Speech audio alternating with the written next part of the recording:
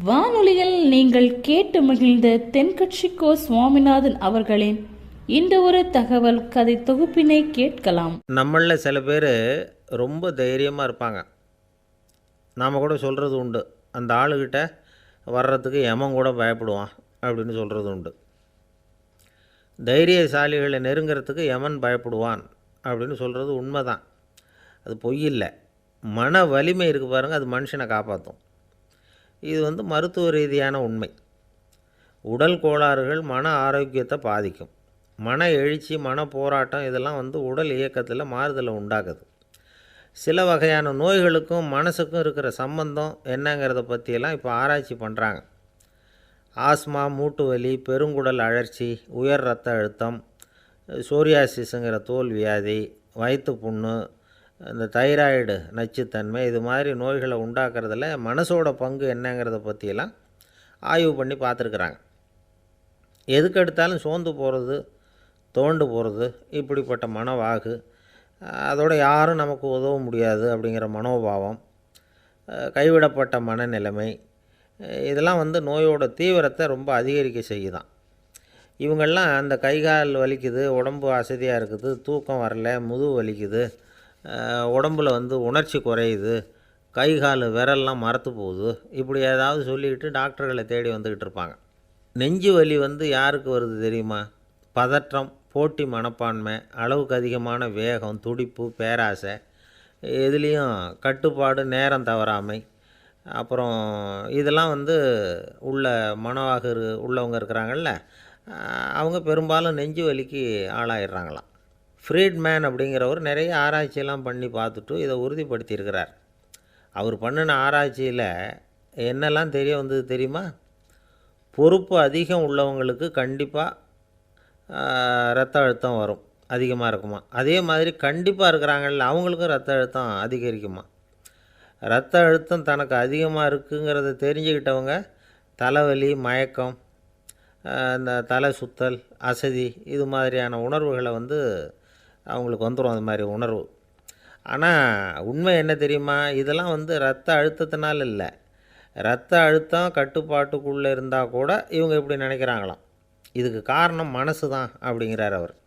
சில பேர் எப்படி தெரியுமா?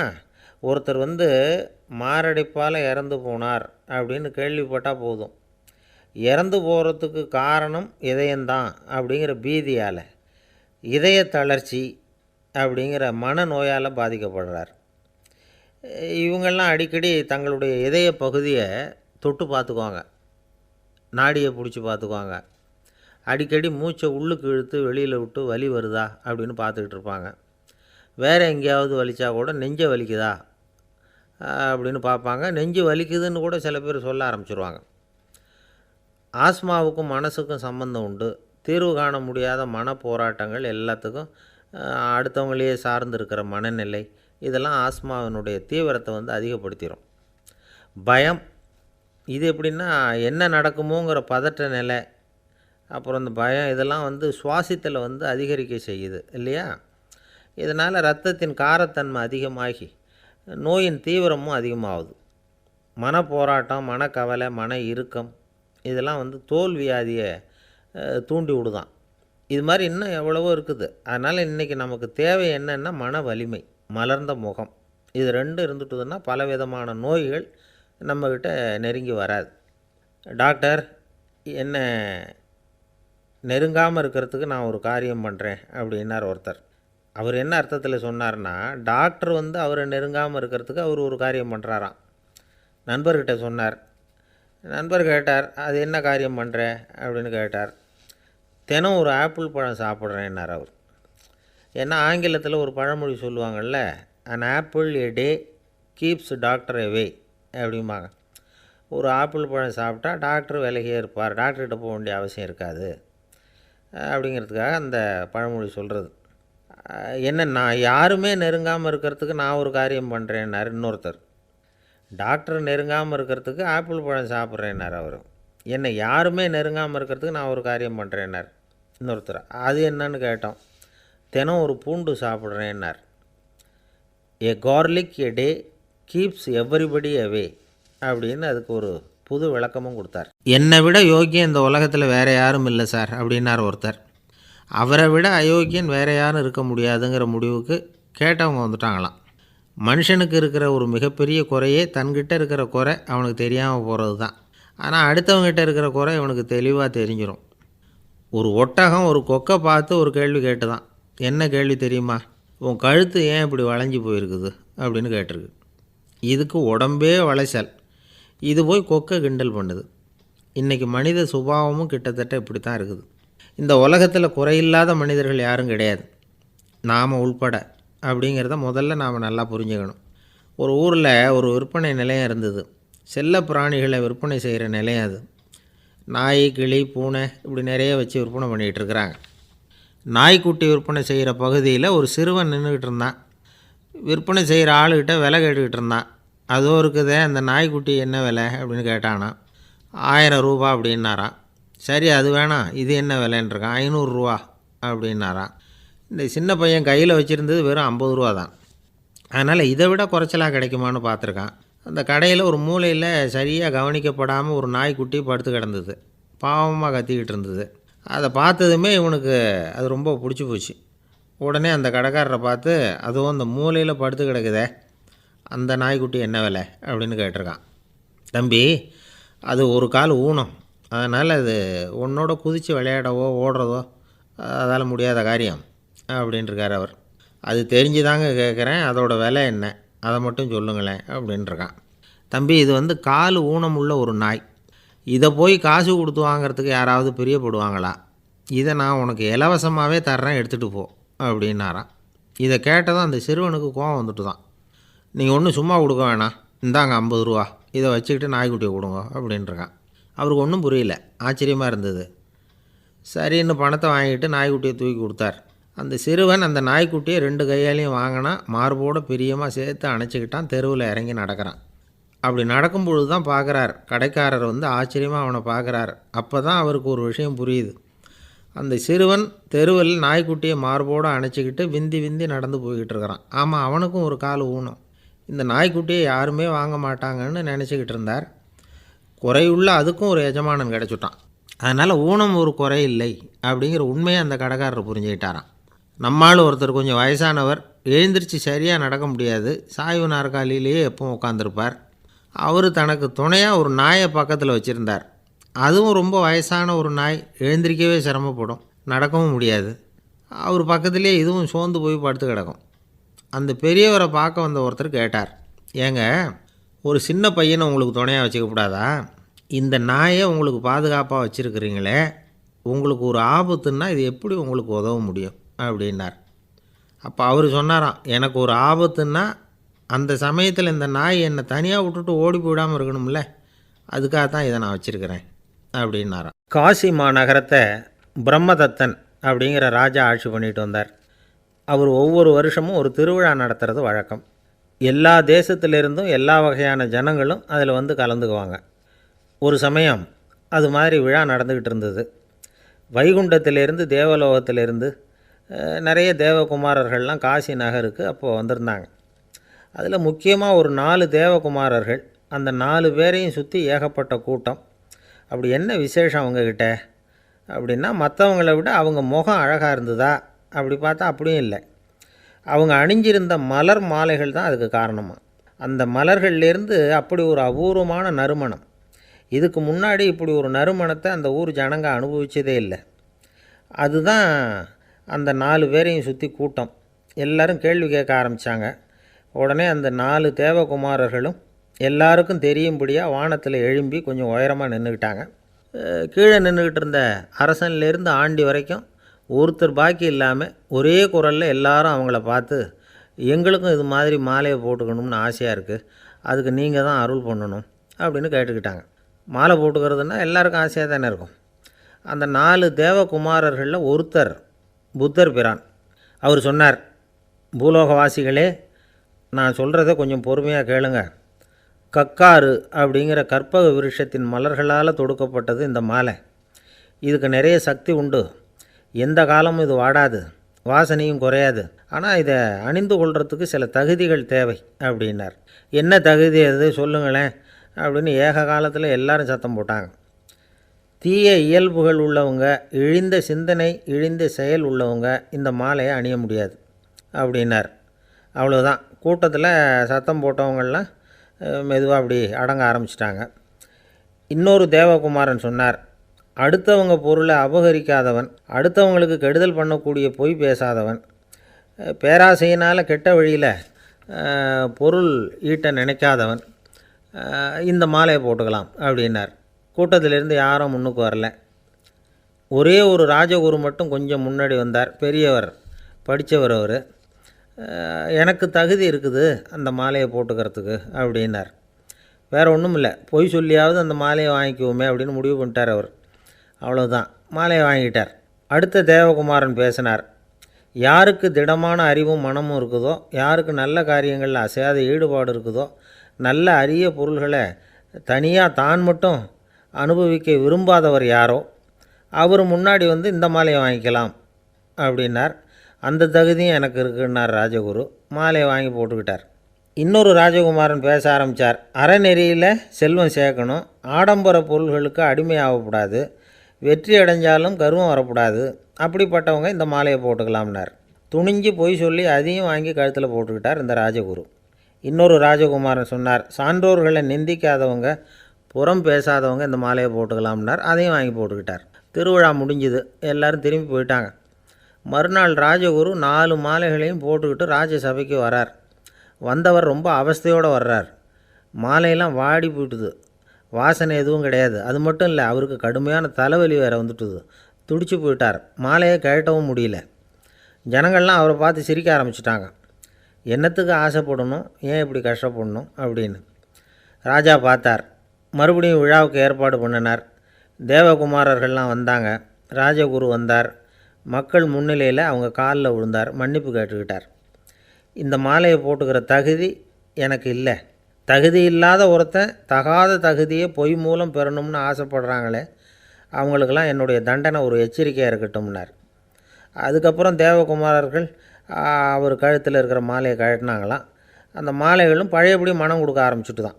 இதிலேருந்து நாம் தெரிஞ்சுக்க வேண்டியது என்னென்னா, நமக்கு தகுதி இல்லாத ஒரு கௌரவம் நம்மக்கிட்ட தானாக வந்தால் கூட அதை தவிர்த்து விடுறது தான் நல்லது. அதுதான் புத்திசாலித்தனம்.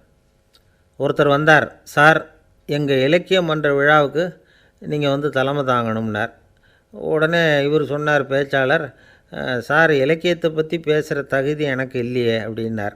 உடனே அவர் கூப்பிட வந்தவர் சொன்னார், அந்த தகுதி உங்களுக்கு இல்லைங்கிறது எங்களுக்கும் தெரியும் சார், அதனால தான் உங்களை தலைமை தாங்க கூப்பிட்றேன் அப்படின்னார். அது சரி, தலைமைன்னா அதுக்கு இவர் என்ன தான் அர்த்தம் பண்ணுறாருன்னு தெரியல. அளவுக்கு மிஞ்சினால் அமிர்தமும் நஞ்சு அப்படின்னு சொல்லுவாங்க. அது உண்மைதான். ஒருத்தருக்கு அளவுக்கு மீறிய புகழ் வந்துட்டுதுன்னு வச்சுங்க, அது கூட ஆபத்தாக போயிடுறது உண்டு. பழங்காலத்துல எல்லாம் கிரேக்க தேசத்தில் ஒரு பழக்கம் உண்டாம். அதாவது யாராவது ஒருத்தரை நாடு கடத்தணும்னா அதுக்கு ஒரு வழி உண்டு. அதாவது ஒருத்தரை நாடு கடத்தணும்னு மக்கள் விரும்புகிறாங்கன்னு வச்சுங்களேன், அவர் பேரை ஒரு மண்பாண்ட ஓட்டுச்சில்லில் எழுதி அதை ஒரு குறிப்பிட்ட பொது இடத்துல போட்டுற வேண்டியது, அவ்வளவுதான். இது மாதிரி பல பேர் போட்டுக்கிட்டே இருப்பாங்க. எல்லாம் அப்படியே குவிஞ்சு போயிடும். அந்த ஓட்டாஞ்சில்லு குவியலில் யாருடைய பேர் அதிகமாக இருக்குதோ அந்த நபரை ஒரு 10 ஆண்டுகள் நாடு கடத்தி விடுவாங்க. இது அந்த ஊர் வழக்கமாக. ஒரு நாள் அந்த குவியலுக்கு பக்கத்தில் ஒரு ஆள் நின்றுக்கிட்டு இருக்கிறான். அவன் கையில் ஒரு ஓட்டாஞ்சில்லு வச்சுருக்கிறான். அதில் யாரோட பேரையோ எழுதணும், எழுதி அந்த இடத்துல போடணுங்கிறது அவன் ஆசை. ஆனால் அவன் படிக்காதவன், அதனால் எழுத தெரியல. யாராவது அந்த வழியாக வர்றாங்களான்னு பார்த்துக்கிட்டே நின்றுக்கிட்டு இருந்தான். ஒரு பெரியவர் வந்துக்கிட்டு இருந்தார். அவர்கிட்ட ஓடினான். கையில் இருந்த மண்பாண்ட சில்லை கொடுத்தான். ஐயா, இதில் ஒரு பேர் எழுதி கொடுங்களேன்னா. அந்த பெரியவர் அதை வாங்கி கையில் வச்சுக்கிட்டு, என்ன பேர் எழுதணும் சொல்லு அப்படின்னா. இவன் சொன்னான், அரிஸ்டைடிஸ் அப்படின்னு எழுதுங்க அப்படின்னா. இதை கேட்டதும் அந்த பெரியவருக்கு அதிர்ச்சி. ஏன்னா அவர் தான் அரிஸ்டைடிஸ், தத்துவ மேதை அரிஸ்டைடிஸ் அவர். இருந்தாலும் நான் தான் அதுங்கிறத காட்டிக்காமல் அந்த ஆளுக்கிட்ட கேட்டார். அது சரிப்பா, அரிஸ்டைடிஸுங்கிற பேரை எழுத சொல்கிற, அவர் உனக்கு என்ன கெடுதல் பண்ணார், அவர் பேரை இதில் எழுத சொல்கிறியே அப்படின்னு கேட்டிருக்கார். அதுக்கு இவன் சொன்னானா, அவர் எனக்கு எந்த கெடுதலும் பண்ணலை, அவரை நான் பார்த்தது கூட இல்லை அப்படின்ட்டுருக்கான். அப்புறம் எதுக்காக அவரை நாடு கடத்தணும்னு நீ ஆசைப்படுற, அப்படின்னு கேட்டிருக்கார். இப்போ அந்த ஆள் சொல்கிறான், அரிஸ்டைடஸை பற்றி எல்லாரும் பேசுகிறாங்க, அவர் ரொம்ப நல்லவர், அவர் ஒரு பெரிய அறிவாளிங்கிறாங்க, அவர் ஒரு பெரிய வள்ளல், பேரறிஞர், இப்படி எல்லாரும் சொல்கிறத கேட்டு கேட்டு எனக்கு ரொம்ப அலுத்து போயிட்டுது, அதனால தான் வெறுப்பாயிட்டேன் அப்படின்னு நானும். இதிலேருந்து என்ன தெரியுது? நாம் நல்லவனாக இருக்கிறதுல ஒன்றும் இடைஞ்சல் இல்லை. ஆனால் நம்மளை நல்லவன் நல்லவன் எல்லாரும் சொல்ல ஆரம்பிச்சிட்டாங்கன்னு வச்சுக்கோங்க, அப்போ இடைஞ்சல் ஆரம்பம்னு அர்த்தம். எதுவுமே அளவுக்கு மிஞ்சி போகாமல் பார்த்துக்க வேண்டியது ரொம்ப அவசியம். அளவுக்கு அதிகமாக ஆசைப்படாதவங்களில் ஆப்ரஹாம் லிங்கனும் ஒருத்தரான். அவர் ஒரு தடவை தன்னுடைய நண்பர்கள்கிட்ட பேசிக்கிட்டு இருந்தாராம். ஒருத்தர் கேட்டிருக்கார், ஒரு மனுஷனுக்கு கால்கள் எவ்வளோ உயரம் இருக்கணும் அப்படின்னு கேட்டாராம். இதுக்கு ஆப்ரஹாம் லிங்கன் சொன்னாராம், அது என்ன, இடுப்புலேருந்து தரையை தொடுற அளவுக்கு உயரம் இருந்தால் போதும் அப்படின்னாராம். ஒரு ஜென் துறவி, அவருக்கு ரொம்ப வயசாகிட்டுது, கடைசி காலம், நண்பர்களெல்லாம் கூப்பிட்டார். நண்பர்களே, நான் வித்தியாசமான முறையில் சாகணும்னு ஆசைப்பட்றேன், அதுக்கு ஏதாவது யோசனை சொல்லுங்களேன் அப்படின்னு கேட்டாராம். நண்பர்கள் சிரித்தாங்க. என்ன பேச்சு பேசுகிறீங்க, சாவறதுங்கிறது என்ன விளையாட்டு கத்தனமான காரியமா அப்படின்னு கேட்டிருக்காங்க. அந்த துறவி கொஞ்ச நேரம் யோசனை பண்ணார். அப்புறம் கேட்டாராம், இது வரைக்கும் யாராவது நடந்துக்கிட்டே இறந்துருக்குறாங்களா அப்படின்னாராம். எல்லாரும் இல்லைன்னாங்களாம். ஒருத்தர் மட்டும் சொல்லியிருக்கார், அப்படியும் ஒருத்தர் இறந்துருக்கிறதாக ஒரு கதையில் படிச்சிருக்கிறேன், ஒரு ஞானியால் தான் அப்படியெல்லாம் செய்ய முடியும் அப்படின்னு அவர் சொன்னாராம். சரி, அப்படின்னா அந்த முறை நமக்கு வேணாம், நின்றுக்கிட்டே யாராவது உயிரை விட்டுருக்காங்களா அப்படின்னு விசாரித்தாராம். அப்படியும் ஒருத்தர் இறந்துருக்கிறார் அப்படின்னாங்களாம். மறுபடியும் அந்த துறவி யோசனை பண்ணியிருக்கிறார், ஏதாவது வித்தியாசமான முறையில் நாம் போகணும் அப்படிங்கிறது அவருடைய விருப்பம். மனிதன் எப்படி வாழ்கிறானோ அப்படி இறப்பது தான் நல்லது. சரி, யாராவது தலைகீழாக யோகம் செய்யும் நிலையில் இறந்துருக்கிறாங்களா அப்படின்னு விசாரித்தாராம். நண்பர்கள் சிரித்தாங்க. தலைகீழாக நின்னபடி இறந்ததாக நாங்கள் கேள்விப்பட்டதே இல்லை, அது முடியாத காரியம் அப்படின்ட்டுருக்காங்க. இப்போ அந்த துறவிக்கு திடீர்னு உற்சாகம் வந்துட்டுது. உடனே எழுந்திரிச்சார், தலைகீழாக நின்னார், அப்படியே உயிரை விட்டுட்டார். அவ்வளோதான். அந்த மடாலயத்தில் ஒரே குழப்பம், எப்படி அவரை கீழே இறக்கி படுக்க வைக்கிறது அப்படின்னு புரியல. இப்படி உயிர் விடுறதை பற்றி அவங்க இது வரைக்கும் கேள்விப்பட்டதும் இல்லை. உண்மையிலேயே இவர் இறந்து தான் போனாராங்கிறதும் தெரியல. சோதித்து பார்த்தாங்க, இதய துடிப்பு, நாடி துடிப்பு எல்லாம் நின்று போயிருந்தது. இவர் எப்பவும் இப்படி தான், என்ன பண்ணுறது இப்போது அப்படின்னு சொல்லி எல்லோரும் குழம்பிக்கிட்டு இருக்கிற சமயத்தில் ஒரு பெரிய ஒரு யோசனை சொன்னார். இந்த துறவியோட மூத்த சகோதரி பக்கத்து மடாலயத்தில் இருக்கிறாங்க, அவங்கள இங்கே அழைச்சிட்டு வந்தால் ஏதாவது வழி கிடைக்கும் அப்படின்னார். அந்த அம்மாவுக்கு 90 வயசு. அழைச்சிட்டு வந்தாங்க. ஒரு குச்சியை ஊன்றிக்கிட்டு அப்படியே மெதுவாக நடந்து வந்தாங்க. தம்பி, தலைகீழாக நின்று உயிர் விட்டு இறக்கிறத பார்த்தாங்க. தம்பின்னு கூப்பிட்டு பார்த்தாங்க, ஒன்றும் காணோம். உடனே என்ன பண்ணாங்க, தன்னுடைய கைத்தடியால் தம்பியோட உடலை ஒரு தட்டு தட்டினாங்க. ஏப்பா, சாகிறப்பவும் உன்னுடைய குறும்புத்தனத்தை விடலையா, இப்படியாடா சாகிறது, ஒழுங்காக செத்து தொலை அப்படின்னாங்களாம். அவ்வளவுதான். உடனே அந்த துறவி திரும்பி நேராக நின்னார். அக்கா, கோவப்படாத, நான் ஒழுங்காக சாகிறேன், எப்படி செத்தா என்ன, எல்லாம் எனக்கு ஒன்று தான் அப்படின்னு சொல்லிவிட்டு அப்படியே தரையில் படுத்து உயிரை விட்டாராம். அதுக்கப்புறம் அந்த அம்மா கோலை கையில் எடுத்துக்கிட்டு அப்படியே திரும்பி கூட பார்க்காம அவங்க பாட்டுக்கு போயிட்டாங்களாம். மரணத்தை ஒரு விளையாட்டாக ஆக்கிய அந்த துறவிக்கு வாழ்க்கையே ஒரு விளையாட்டாக தான் இருந்திருக்குது. எந்த நோக்கமும் இல்லாமல் செயல்படுறதுன்னா என்னங்கிறதும் அவருக்கு தெரிஞ்சிருக்குது. பயனை எதிர்பார்க்காமல் பணி செய்து வாழ்ந்து மறைந்த மகான் அவர். தம்முடைய தொழிலை விளையாட்டு போல் செய்ய தெரிஞ்சவருக்கு வாழ்க்கையே ஒரு விளையாட்டாக மாறிடும். எல்லாமே விளையாட்டாகி விடுகிற போது மரணமும் விளையாட்டாகிவிடும் அப்படிங்கிறது தான் அந்த தத்துவம். ஆனால் அதுக்கு முன்னாடி உங்களுக்குள்ளே இருக்கிற உண்மையான நடிகனை நீங்கள் அடையாளம் கண்டுபிடிக்கணும். நீங்கள் நடிக்க வேண்டியதே இல்லை, நீங்கள் ஏற்கனவே நடிச்சுக்கிட்டு தான் இருக்கிறீங்க. நீங்கள் இந்த உண்மையை தெரிஞ்சுக்கணும், அவ்வளவுதான். இதுதான் ஞானிகளுடைய கருத்து. நீங்கள் தெருவில் நடந்து போயிட்டுருக்கிறீங்க, எதிரில் வர்றவர் உங்களை பார்த்து எப்படி இருக்கிறீங்கன்னு கேட்குறார். நல்லா இருக்கிறேங்கிறீங்க. உண்மையிலேயே நாம் நல்லா இருக்க மாட்டோம், ஏதாவது உடம்புல கோளாறு இருக்கும். ஆனால் அப்படி சொல்லுவோம், நல்லா இருக்கிறேன் அப்படின்னு. அது நடிப்பு தானே. உங்களை சந்தித்ததில் ரொம்ப மகிழ்ச்சி அப்படின்னு சொல்கிறோம். உடனே கொஞ்சம் நிதானமாக யோசித்து பாருங்கள், உண்மையிலேயே உங்கள் மனசு மகிழ்ச்சி அடைஞ்சுட்டுதா? அது நடிப்பு தானே. வாழ்க்கையை சரியாக புரிஞ்சுக்கிட்டால் எல்லாமே நடிப்புங்கிறது புரியும். கல்யாண பத்திரிக்கை அனுப்பியிருந்தேனே, ஏன்டா வரலன்னு கேட்டான் ஒருத்தன். வந்திருந்தேனே அப்படின்னானா இவன். டேய் ஏன்டா போய் சொல்கிற, நான் பத்திரிக்கையே உனக்கு அனுப்பலையே அப்படின்ட்டுருக்கான் அவன். அதுக்கு இவன் சொன்னானா, பத்திரிக்கை அனுப்புனேன்னு நீ போய் சொல்கிறப்போ கல்யாணத்துக்கு வந்தேன்னு நான் போய் சொல்லக்கூடாதா அப்படின்னானா. ஒரே ஒரு ஊரில் ஒரு ராஜா இருந்தார். அவர் பேரில் மக்களுக்கு ரொம்ப மரியாதை. அவ்வளவு நல்லா ஆட்சி புரிஞ்சிக்கிட்டு வந்தார். அவருக்கு வயசாகிட்டுது. அதனால் ஒரு நாள் அமைச்சரை கூப்பிட்டார். இதை பாருங்கள், எனக்கு வயசாகிட்டுது, அதனால் இந்த அரச பொறுப்பையெல்லாம் நீங்கள் ஏற்றுக்குங்க அப்படின்னார். அதுக்கப்புறம் ராணியை கூப்பிட்டார். வா, நாம் இனிமேல் இங்கே இருக்க வேணாம், காட்டுக்கு போய் தவம் பண்ணலாம் அப்படின்னு கூப்பிட்டார். இந்த செய்தி மக்களுக்கு அறிவிக்கப்பட்டது. மக்கள் உடனே கூட்டம் கூட்டமாக அரண்மனைக்கு வர ஆரம்பிச்சிட்டாங்க. மன்னரை போய் பார்க்குறாங்க. அரசே, தாங்கள் எங்களுக்கு தந்தை மாதிரி. நீங்கள் காட்டுக்கு போயிட்டால் நாங்கள்லாம் இங்கே எப்படி இருக்க முடியும்? எங்களுக்கெல்லாம் எந்த துன்பமும் இல்லாமல் பார்த்துக்கிட்டு வர்றீங்க. இது மாதிரியான ஒரு அரசாட்சி இல்லைன்னா மக்கள் வாழ்ந்து என்ன பயன் அப்படின்னாங்க. இருந்தாலும் என்ன பண்ணுறது, வயசாகிட்ட காரணத்தினால இந்த முடிவுக்கு வர வேண்டியிருக்குது அப்படின்னாராம் ராஜா. அப்படின்னா நீங்கள் காட்டுக்கு போக வேணாம், நாங்கள் போகிறோம். நாங்கள் அங்கே போய் தவம் பண்ணுறோம், வழிபாடு பண்ணுறோம். கடவுள் வருவார், அவர்கிட்ட வரம் வாங்கிட்டு வந்துடுறோம் அப்படின்னாங்களாம். அப்படி சொல்லிவிட்டு உடனே எல்லோரும் காட்டுக்கு போனாங்க. நாட்டு மக்கள் எல்லாரும் ஒட்டு மொத்தமாக காட்டில் உட்காந்துக்கிட்டு தவம் பண்ணுறதை பார்த்தார் கடவுள். உடனே புறப்பட்டு வந்தார். எல்லோரும் இப்படி உட்காந்துருக்குறீங்களே, என்ன வேணும் உங்களுக்கு அப்படின்னு கேட்டார். உடனே மக்கள் எல்லாரும் ஒரு குரலில் சொன்னாங்க, சுவாமி, எங்கள் மன்னன் ரொம்ப நாளைக்கு நல்லபடியாக இருக்கணும். அவர் மகிழ்ச்சியாகவும் உடல் நலத்தோடும் இருந்தால் தான் நாங்கள் அமைதியாக வாழ முடியும் அப்படின்னாங்க. சரி, அதுக்கு என்ன செய்யணும் அப்படின்னார் ஆண்டவன். எங்கள் மன்னருக்கு இன்னும் ஒரு 100 வருஷம் ஆயுளை கொடுங்க அப்படின்னாங்க. அவ்வளவு தானே, சரி அப்படியே ஆகட்டும் அப்படின்னு சொல்லிவிட்டு ஆண்டவன் போயிட்டார். மக்கள் மகிழ்ச்சியோடு திரும்பி வந்தாங்க.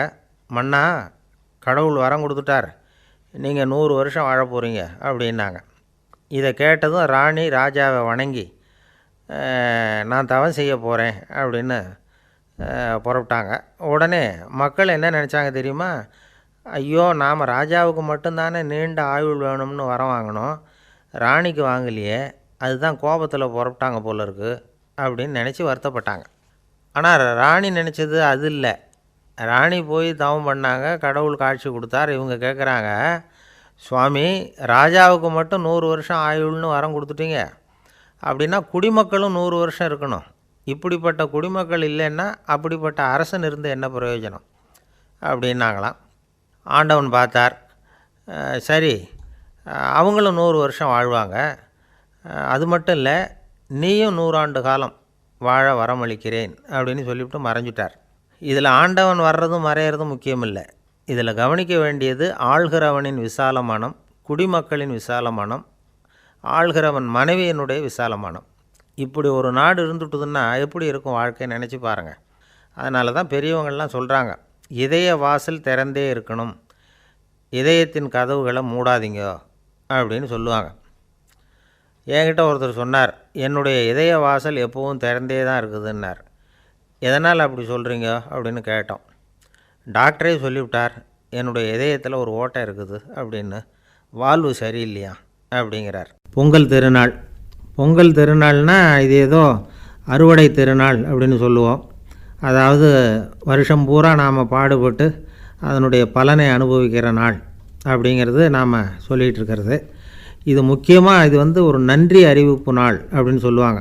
இன்றைக்கி நிறைய நன்றி அறிவிப்பு கூட்டம்லாம் நடந்துக்கிட்டு இருக்குல்ல, அது மாதிரி விவசாயிகள் நடத்துகிற ஒரு நன்றி அறிவிப்பு விழா இது. யாருக்கு நன்றி சொல்கிறாங்கன்னா ஆதவனுக்கு. அதாவது சூரியன் இல்லைன்னா விவசாயம் இல்லை. அதனால் ஆதவனுக்கு நன்றி செலுத்துகிற நாளாக இந்த பொங்கல் திருநாளை நாம் கொண்டாடுறோம். அதாவது இந்த பொங்கலில் விவசாயிகள்கிட்டேருந்து நிறைய பண்புகளை நாம் தெரிஞ்சுக்க வேண்டிய நாள் இது. விவசாயிகள் அவங்க விவசாயம் முன்னேறி இருக்கிற அளவுக்கு விவசாயிகளுடைய வாழ்க்கை தரம் முன்னேறலை. அந்த அளவுக்கு அவர்கள் நாட்டுக்காக உழைச்சிக்கிட்டு இருக்கிறாங்க. அந்த காலத்திலே அதை பற்றி ஒரு கதை சொல்கிறது உண்டு. ஒரு வயசான ஆள் நிலத்தில் ஏறு உழுதுகிட்டு இருந்தாராம். கிழிஞ்சு போன ஒரு சின்ன துண்டை தான் இடுப்பில் கட்டியிருந்தாராம். தலையில் ஒரு கந்தலை சுற்றி இருந்தார். உடம்பு பூரா சேரு, ரொம்ப ஏழை. ஏறு ஓட்டிகிட்டு இருக்கிறவர் வேறு எப்படி இருப்பார்? இருந்தாலும் அந்த ஆள் ரொம்ப ஜாலியாக பாட்டு பாடிக்கிட்டே ஏறு உழுதுகிட்டு இருந்தாராம். உடம்பில் தான் அவர் ஏழையை தவிர மனசில் ஒரு ஏழையாக தெரியல. அந்த சமயத்தில் அந்த நாட்டு ராஜா அந்த பக்கமாக குதிரை மேலே வந்தாராம். வேட்டைக்கு போயிட்டு பரிவாரங்களோடு திரும்பி வந்துக்கிட்டு இருக்கிறார். ரொம்ப செல்வ செழிப்பில் இருக்கிற ராஜா அவர் இந்த வயசான விவசாயியை பார்த்துருக்கார். இந்த ஆள் ரொம்பவும் ஏழைங்கிறது அவர் பார்த்தாவே பளிச்சுன்னு தெரியுது. கட்டிக்கிறதுக்கு நல்ல துணி இல்லை, உடம்போ இழைச்சி போயிருக்குது, வயிறு முதுகில் போய் ஒட்டிகிட்டு இருக்கு, கண்ணு குழி விழுந்து போயிருக்குது. ஆனாலும் முகத்தை பார்த்தா சந்தோஷமாக இருக்கிற மாதிரி இருக்குது. இவ்வளோ உற்சாகமாக பாடிக்கிட்டு இருக்கிறாரே அப்படின்னு ஆச்சரியமாக நினச்சி பார்த்தார் அந்த ராஜா. சரி, அவர்கிட்ட கொஞ்சம் பேச்சு கொடுத்து பார்க்கலாம் அப்படின்னு முடிவு பண்ணார். ஐயா பெரியவரே, இப்படி கொஞ்சம் வர முடியுமான்னாராம். பொழுது போகிறதுக்குள்ளே நான் இந்த வயல் பூரா உழவு ஓட்டி ஆகணும், அதனால் பேசுகிறதுக்கு நேரம் இல்லை அப்படின்னாராம் அந்த பெரியவர். என்ன அவ்வளவு அவசரமாக? மீதி இருந்தால் நாளைக்கு உழுதக்கூடாதா? அது சரி, உனக்கு எத்தனை ஏக்கர் நிலம் இருக்குது அப்படின்னு விசாரிச்சிருக்கார் ராஜா. எனக்குன்னு சொந்தமாக உள்ளங்கை அளவு கூட நிலம் கிடையாது. இது எங்கள் முதலாளியோட நிலம். இதை பூராவும் உழுது முடித்தாதான் அவர் கூலி கொடுப்பார். நான் கூலிக்கு உழுதுகிட்டு இருக்கிறேன். உங்ககிட்ட பேசிக்கிட்டு இருந்தால் அவருக்கு துரோகம் பண்ணது மாதிரி ஆகிடும் அப்படின்னாராம். ராஜா குதிரையை விட்டு கீழே இறங்கினார். வரப்பில் நடந்து அந்த பெரியவர்கிட்டே போனாராம். சரி, ஒரு நாள் பூரா உழுதா உனக்கு எவ்வளவு கூலின்னு கேட்டிருக்கார். 8 அணா கூலி கிடைக்கும்னாராம் அவர். இது ரொம்ப காலத்துக்கு முன்னாடி நடந்த ஒரு சம்பவங்கிறதுனால அப்போ 8 அணா கூலிங்கிறது ரொம்ப பெருசு. இருந்தாலும் அதுவும் அந்த ராஜாவுக்கு பெரிய கூலியாக தெரியல. இவ்வளவு தானா, இதை வச்சுக்கிட்டு நீ எப்படி காலம் தள்ளுற அப்படின்னாராம். ஒன்றும் கவலை இல்லை அப்படின்னாராம் அவர். ராஜாவுக்கு ரொம்ப ஆச்சரியமாக போச்சு. 8 அணா கூலி வாங்குகிற இந்த ஆள் கவலை இல்லாமல் இருக்கிறார், ஏராளமான வசதியோடு இருக்கிறன்னா கவலை இல்லாமல் வாழ முடியலையே அப்படின்னு நினச்சி பார்த்துருக்கார். அது சரி, 8 அணாவில் எப்படி குடும்பம் நடத்துகிற அப்படின்னு கேட்டாராம். எனக்கு கிடைக்கிற 8 அணாவில் 2 அணா குடும்பத்துக்கு செலவழிக்கிறேன், 2 அணா பழைய கடனுக்கு கொடுக்குறேன், 2 அணா தர்மம் செய்கிறேன், 2 அணா வட்டிக்கு கொடுக்குறேன், ஒரு குறையும் இல்லைன்னாராம். ராஜாவுக்கு ஒன்றும் புரியல. எனக்கு ஒன்றும் புரியலையேன்னு இருக்கார். ஐயா, எனக்கும் என் மனைவிக்கும் 2 அணா செலவாகுது. வயசான அம்மா அப்பா இருக்கிறாங்க, சின்ன வயசில் என்னை காப்பாற்றினவங்க அவங்க. அந்த கடனுக்கு 2 அணா செலவாகுது, அது பழைய கடன். என் தங்கச்சி ஒருத்தி ஆதரவு இல்லாத நிலைமையில் தன்னுடைய மகனோட என் வீட்டில் இருக்கிறா. அவளுக்கும் அவள் மகனுக்கும் 2 அணா செலவு பண்ணுறேன், அது தர்மம். எனக்கு 2 பிள்ளைங்க இருக்கிறாங்க, அவங்களுக்கு 2 அணா செலவு பண்ணுறேன், அது வட்டிக்கு கொடுக்குறது மாதிரி. பிற்காலத்தில் அவங்க எங்களை காப்பாற்றுவாங்க. அந்த வகையில் நான் திருப்தியோடு வாழ்ந்துக்கிட்டு இருக்கிறேன் அப்படின்னாராம். ராஜாவுக்கு அர்த்தம் புரிய ஆரம்பிச்சுதான். அந்த பெரிய நிலத்தை விலை கொடுத்து வாங்கி அந்த பெரியவருக்கே தானமாக கொடுத்துட்டாராம். இப்போ உழுதவருக்கே நிலம் சொந்தமாகிட்டுது. அன்னையிலேருந்து அரசனுக்கும் ஆறுதல் கிடைச்சிதான். இப்படி ஒரு கதை சொல்லுவாங்க. 8 அணா வருமானத்தை வச்சுக்கிட்டு எப்படி காலத்தை தள்ளுறதுன்னு சொல்கிறதுக்காக இந்த கதையை சொல்கிறதாக யாரும் தப்பாக நினச்சிக்கக்கூடாது. கிடைக்கிறத எப்படி பங்கு போடுறார், எப்படி திருப்தியாக வாழறார் அப்படிங்கிறது தான் முக்கியம். அது மாதிரி இன்றைக்கு இந்த பொங்கல் திருநாளில் உழவர்கள் மனசு மகிழ்ச்சியாக இருந்ததுன்னா அது எல்லாரும் மகிழ்ச்சியாக இருக்கிறது மாதிரி அர்த்தம். அதனால் அவர்கள்ட்டேருந்து நாம் பாடம் கற்றுக்கணும். சில உழவர்கள் தங்கள் நிலத்தில் விளையிறத தாங்கள் சாப்பிட மாட்டாங்க, அடுத்தவங்கள்ட்ட விற்றுட்டு சந்தையில் போய் வேறு அரிசி வாங்கிட்டு வந்து தான் இவங்க சாப்பிடுவாங்க. அப்படிப்பட்ட விவசாயிகள்லாம் இது உண்டு. பங்கிடுகிற பண்பை உழவர்கள்ட்டேருந்து கற்றுக்கொள்ளுங்கள் அப்படிம்பாங்க. ஒரு ஆள் நிம்மதியாக மகிழ்ச்சியாக இருந்தானா, உங்கள் நிம்மதிக்கும் மகிழ்ச்சிக்கும் என்ன காரணம்னு கேட்டிருக்கார் இன்னொருத்தர். என்கிட்ட இருந்தது பூராவையும் என் பிள்ளைங்களுக்கு சமமாக பங்கு போட்டு கொடுத்துட்டேன், எனக்குன்னு எதுவுமே வச்சுக்கல, அதுதான் நிம்மதிக்கு காரணம்ன்றிருக்கான். உங்ககிட்ட இருந்தது எவ்வளவு இருந்தது அப்படின்னு கேட்டிருக்காரு அவர். மொத்தமாக ஒரு 50,000 ரூபா இருக்கும் அப்படின்னு இருக்கான்.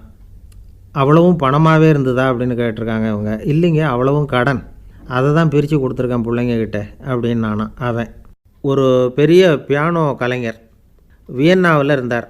ரொம்ப புகழ்பெற்ற இசை கலைஞர் அவர். இங்கிலாந்து மகாராணி விக்டோரியா அவருடைய சங்கீதத்தை கேட்கணும்னு ஆசைப்பட்டாங்க. அவரை அரண்மனைக்கு கூப்பிட்டாங்களாம். பியானோ வாசிக்க சொல்லி கேட்டாங்களாம். இவரும் ரொம்ப பிரமாதமாக வாய்ச்சி காட்டியிருக்கார். உடனே பாராட்டி பரிசுகள்லாம் கொடுத்து அனுப்புனாங்களாம். அந்த இசையை கேட்குறதுல அரசிக்கு ரொம்பவும் ஆர்வம் உண்டு. அதனால் அதுக்கப்புறமும் அந்த கலைஞர் அடிக்கடி அரண்மனைக்கு வர வேண்டிய அவசியம் ஏற்பட்டது. ஏன்னா அரசி கூப்பிட ஆரம்பித்தாங்க. இவர் போகணும், அங்கே இசை நிகழ்ச்சி நடத்தணும். இவர் அங்கே பாடி வாசிக்கிறது உண்டு. ஒரு தடவை மகாராணி அவரை பார்த்து, உங்கள் நாட்டு தேசிய கீதம் பாடுங்களேன் அப்படின்னு கேட்டாங்களாம். உடனே அவர் தன்னுடைய நாடான ஆஸ்திரியாவின் தேசிய கீதத்தை பாடியிருக்கிறார். அவர் பாட ஆரம்பித்த உடனே மகாராணி எழுந்திரிச்சு நின்னாங்களாம். அதுக்கு மரியாதை செலுத்துகிற நோக்கத்தோடு பாட்டு முடிகிற வரைக்கும் அப்படியே நின்றுக்கிட்டு இருந்தாங்களாம். இதுதான் அந்த அரசியினுடைய பெருந்தன்மை. அதாவது நாட்டுப்பற்றுங்கிறது அந்த அளவுக்கு அப்படி இருக்கணும். இப்படி ஒரு அரசியே நம்ம நாட்டு தேசிய கீதத்துக்கு எழுந்திரிச்சு நின்று மரியாதை செலுத்துகிறாங்க அப்படிங்கிறத புரிஞ்சிக்கும் பொழுது அந்த முதிய கலைஞரின் மகிழ்ச்சிக்கு அளவே இல்லையாம். அதுக்கப்புறம் அந்த பியானோ கலைஞர் ஒரு நாள் தன்னுடைய நண்பர் ஒருத்தர்கிட்ட பேசிக்கிட்டு இருந்தாராம். அப்போ சொன்னாராம், மகாராணியார் எனக்கு எவ்வளவோ பரிசுகள்லாம் கொடுத்துருக்குறாங்க. ஒரு தடவை எனக்கு வைரக்கல் பதித்த அணி ஒன்றை கூட பரிசாக கொடுத்தாங்க. ஆனால் அதை விட உயர்ந்த விலை மதிக்க முடியாத அணி என்ன தெரியுமா? நான் என்னுடைய நாட்டு தேசிய கீதத்தை நான் பாடுறப்போ அவங்க எழுந்திரிச்சு நின்று மரியாதை செலுத்தினாங்களே, அதுதான் எனக்கு கிடைச்ச மிகப்பெரிய பரிசு அப்படின்னாராம். எனக்கு தெரிஞ்ச சங்கீத வித்வான் ஒருத்தர் இருக்கார். சமீபத்தில் ஒரு நாள் அவரை பார்த்தேன். எப்படி போயிட்டுருக்கு உங்கள் தொழில் அப்படின்னு கேட்டேன். ரொம்பவும் வித்தியாசமாக போயிட்டுருக்குங்க அப்படின்னார். என்ன சொல்கிறீங்க அப்படின்னேன். முன்னாடியெல்லாம் நான் பாடினா எதிரில் இருக்கிறவங்க தான் எழுந்திரிச்சு போயிட்டு இருந்தாங்க. இப்போ எப்படின்னா நான் பாட ஆரம்பிச்சுட்டா உடனே பக்கவாத்தியக்காரனே எழுந்திரிச்சு போயிடுறான் அப்படின்னார் ரொம்ப வேதனையோட.